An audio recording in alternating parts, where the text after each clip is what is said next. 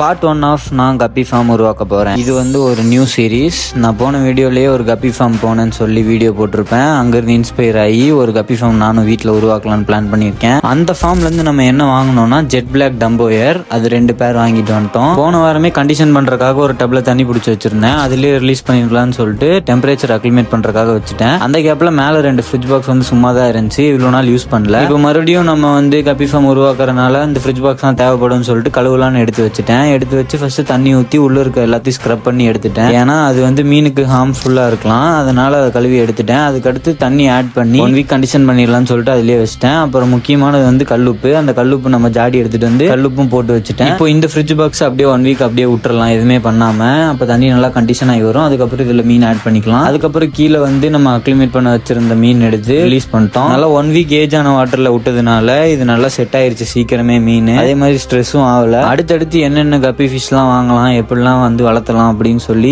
கமெண்ட்ல மறக்காம சொல்லிட்டு போங்க.